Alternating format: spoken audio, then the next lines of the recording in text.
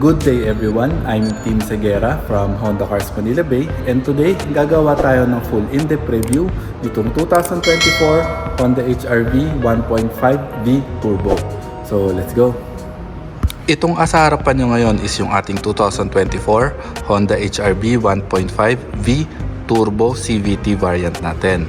Ito yung mid variant ng HR-V. And ang SRP nitong V variant is 1,649,000 pesos. And available pala itong HR-V in 5 different colors. Meron tayong Ignite Red Metallic, available siya on all variants. Platinum White Pearl, available siya dito sa V and S variant natin. Tapos meron ding Premium Opal White Silver Pearl, and available siya dito sa V and RS variant natin. Tapos meron din tayong Crystal Black Pearl, exclusive lang siya sa RS variant natin or yung top of the line. And itong nasa harapan nyo ngayon is yung Meteoroid Gray Metallic, available to dito sa V and S variant natin. So wag na nating patagalin, nasa akin yung susi, ito siya. So itong HR-V is equipped na rin to ng remote engine start. So kailangan lang ilock mo yung pinto. Ayan, nakalock na siya. Then hold mo lang tong button na to for 5 seconds.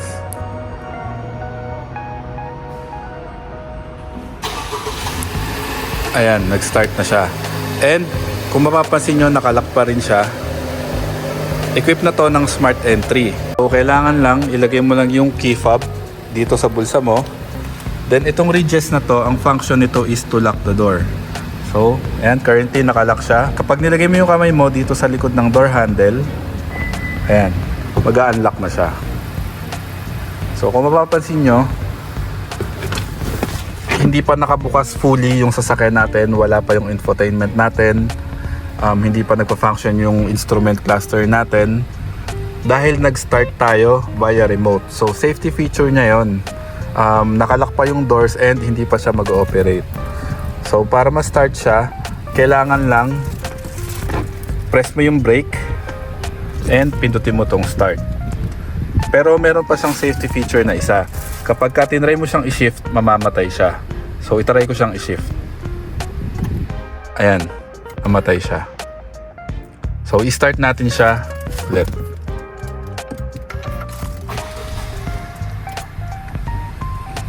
Ayan. Then buksan natin yung ilaw niya. So hazard. Buksan na rin natin yung hood and fuel cap. Tapos lahat ng windows niya is automatic, so baba natin yung sa driver side. Then check natin yung exterior niya. Ito yung engine ng HR-V natin. It is a 4-cylinder 1.5 liter 16 valve double overhead cam VTEC turbo engine natin. So ayan. And yung transmission niya is CVT. And it produces 177 horsepower at 6,000 RPM and 240 Newton meters of torque, around 1,700 to 4,500 RPM. So ayan siya. Dito muna tayo sa harap. So dito naka full LED headlights na siya. Ito yung low beam niya, high beam. Dito yung daytime running light niya and yung turn signals niya. Tapos naka LED na fog lights din tayo. Tapos ito yung grill niya. Yan, parang gloss black siya and yung Honda badge niya. Tapos ito yung front nung HR-V natin. So punta naman tayo sa side. Dito naman sa side niya is naka 17-inch na alloy wheels na rin siya. And yung tire size niya is 215 by 60 R17. Goodyear yung tires niya. And naka-ventilated disc dito sa harap. Tapos front wheel drive pala itong HR-V natin. Tapos yung side mirror natin is integrated na din. Yan siya. Then ito yung side view nung HR-V. Then yung gulong niya sa likod is naka disc brake din siya with 17 inches. Dito sa taas is yung shark fin type na antenna. Tapos meron tayong spoiler dito with third brake lamp. Tapos meron tayong defogger, rear wiper. Tapos ito yung LED na taillight niya. Ayan. Tapos ito yung taillight niya, yung signal light, ito yung reverse. Tapos turbo. Turbo na rin siya. Meron tayong HRV na non-turbo. Yun yung S variant natin. Tapos Honda badge. Camera niya, reverse camera. Yung plate light mo, LED na din. Tapos naka-dual exhaust na finish na rin siya. Tapos reflector dito, magkabila. And yung HRV badge. Ayan. So ito. So buksan natin yung likod niya. So ito yung likod ng HRV. So meron tayong dalawang LED light. Tapos may tonneau cover tayo dito. Ayan siya, pwede mo siyang tanggalin. Then ito sa baba. Ayan yung space saver na tire reserve natin. Tapos ito, lagayan to ng tools. Ayan siya, yung tools mo. Then, ayan. Tapos yung rear seat niya pala is 60-40 split siya. So ayan, naka-split siya ngayon. So and mafo-fold flat mo rin pala siya. And yung meron tayong 3 configurations dito sa upuan niya na pwede mong gawin. So ayan siya. Yung fuel tank capacity natin is 40 liters and unleaded only. So gasoline lang siya, huwag nyo siyang kakargahan ng diesel, and kahit 91 octane pwede na sa kanya. Then ito yung pambukas natin ng pinto dito sa rear. Ayan, dito naka-leather tayo. Ayan, tapos soft plastic dito. Kasi ito brushed aluminum. Then piano black and yung window controls natin. Tapos may cup holder tayo dito. Then speaker. And yung seat niya is leather with white stitching. Tapos pasok tayo. Sobrang luwag ng space sa HRV. So ayan yung tuhod ko. Then meron tayong pocket dito. Pocket din dito. Rear aircon vent. Tapos may storage dito and dalawang USB na type B. Type B siya.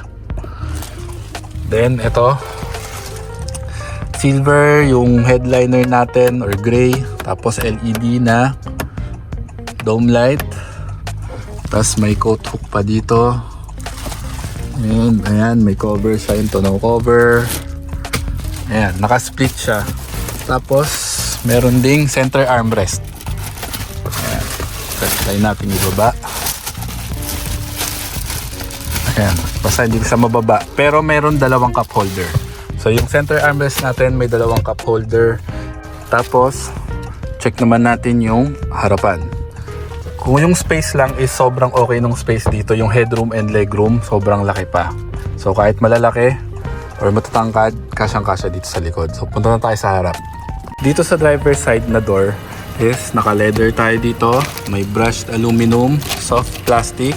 Ito rin, brushed aluminum and piano black. So ito yung window controls mo. Lahat yan electrically powered, pero yung window ng driver is automatic up and down. Window lock, door lock, tapos side mirror controls and retractable siya. Ayan. Power retractable siya, and pag nilock and unlock mo rin yung car is kusa siyang mag-fold. Tapos yung seat natin is leather siya. Ayan, with white stitching. Tapos ito yung height adjuster natin. Tapos ito yung recliner natin. Tapos ito yung para ma-move yung seat natin front and back. Tapos dito naman is yung button natin for Honda Sensing to. Tapos ito yung sa traction control. Then pasok tayo. So ito yung interior ng HRV. So testingin natin yung horn nya. Ayan, sobrang lakas. So sara natin yung pinto, yung bintana. Patayin natin yung hazard and yung headlight. Then dito sa left side is yung aircon vent natin. Ito yung pangsara nya kung ayaw mo nang bumubuga dito, or pwede rin dito sa taas, dito siya bubuga. Then yung steering wheel natin is electronic power steering wheel, leather siya. Ayan, so dito andito yung radio controls natin. So ito yung volume up and down, next track, previews, home button, ito yung pang scroll. Ayan, and source. Tapos sa baba niya is yung hands-free telephone. Sa likod niya is meron tayong paddle shifters and yung automatic headlight controls natin and fog lights. Tapos dito sa right side is yung cruise control natin. So pag binuksan ko siya, ayan. So hindi pa siya pwedeng buksan kasi kailangan mo muna siyang i-drive. Then ito yung pang set, resume and cancel. Ito naman yung lane keep assist and yung interval. Kung gaano mo kalayo gusto sundan yung nasa harapan mo. Pwedeng 1, 2, or 3 cars or 4 cars away. Pwede mo siyang iset. Then yung paddle shifter natin na plus. And yung wiper controls natin, front and rear. Ito naman yung 7 inches na full digital instrument panel natin. And dito yung pang-adjust ng brightness. So ayan, sobrang informative nito. Para mapalitan mo siya, is pinutin mo lang yung home button and itong pang scroll. Ayan, so merong tachometer, range and fuel. So ayan, dito muna tayo sa range and fuel. So dito, ito yung average fuel consumption mo, yung range, ito yung real time na fuel consumption. Tapos yung trip A, trip B, ayan, 9.7. Teka, napindot ko yung brightness. Then ito, reset, hold mo lang yung pang scroll. Then next is speed and time. Ito yung average speed mo. Tapos seatbelt, maintenance, safety support. Ayan yung Honda Sensing. So ito yung road departure mitigation and collision mitigation braking system. So yan yung mga safety feature niya. Ito yung collision mitigation braking system. Yan yung kusa siyang magbe-brake pagka naka-on yung cruise control mo. And itong road departure mitigation is magbibigay siya ng warning pagka nag-change ka ng lane. So settings, customized display. Ayan. Ito kung ano lang yung pwede mong tanggalin. Itong dalawa lang naman. So wag na. Informative siya. Kaya wag na. Tapos settings. Ayan. Sobrang daming settings pa nito. Clock and vehicle settings. Ayan. Di ko na isa-isahin. Then balik tayo dito sa range and fuel. So ito yung tachometer niya for RPM, ito yung speedometer dito rin sa left side. Ito yung lane keep assist, cruise control natin, yung gear natin, total mileage, outside temperature, ito yung sa Honda Sensing. Ito wala na tayong gas. Ayan. Then handbrake and yung warning ng seatbelt. So ayan siya. Tapos ito rin yung gas gauge natin. So wala na tayong gas. Then dito naman tayo sa gitna. Dito sa gitna is yung LED na map light natin. Auto dimming na rear view mirror. Tapos dito meron din tayong mirror sa sun visor with light. So ayan. Balik natin. Tapos ito naman yung 8-inch na Apple CarPlay and Android Auto Ready na infotainment natin. So, ayan. So, home natin. So, ito yung mga pwede mong gawin. Phone, app, settings. Ayan. Basta madami pa yan. Then, dito sa baba is yung hazard button natin. Air condition control. So, ayan siya. With illumination na rin yan. And ito yung on and off and fan speed. Tapos, AC off, AC on, recycler. Ito yung different zones.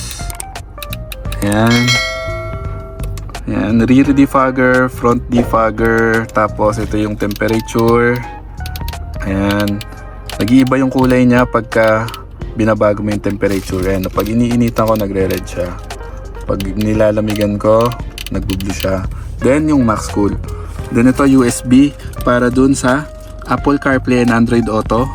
Then ito charging, USB for charging. Tapos ito storage dito. And storage pa dito. Ayan siya. Then kung makikita nyo, ito yung power outlet nya, 12 volts na power outlet. Then yung shift knob natin is leather with stitching and piano black yung nakapalibot sa kanya. Then try natin siyang i-shift sa reverse. So ito yung multi-view camera natin. So ayan, naka-wide tayo. Ito naman yung normal and top view. So balik natin siya sa wide. Then lagyan natin sa neutral, drive. So, ayan. Then dito pa is meron tayong drive mode. So ito pwede tayong mag-econ, normal and sport. So hindi pa siya nag-activate kasi kailangan muna nating i-drive yung unit dahil binabasa niya pa kasi bago pa talaga siya. Tapos may hill descent control tayo. So kokontrolin niya yung speed pagka downhill na. So hindi siya yung dadaos-dos. And meron tayong electronic parking brake and auto brake hold. So itong auto brake hold, yan yung pinaka gusto kong feature nito kasi gamit na gamit siya lalo dito sa atin dahil traffic. Then dalawang cup holder, leather na center armrest and storage dito. Dito may storage din tayo, yung compartment natin. So ayan, malalim siya. And ito parang soft plastic yung material. So again, ito yung interior ng HRV natin. I hope nakatulong sa inyo itong video na to. At kung nagustuhan niyo aking video, please do like, share, and subscribe para updated kayo sa mga future uploads ko about sa Honda. For more inquiries, test drive, unit viewing, and kung buying kayo ng any Honda unit, i-message or call nyo lang ako sa number na naka-flash dyan sa screen. So yun lang po, stay safe and goodbye.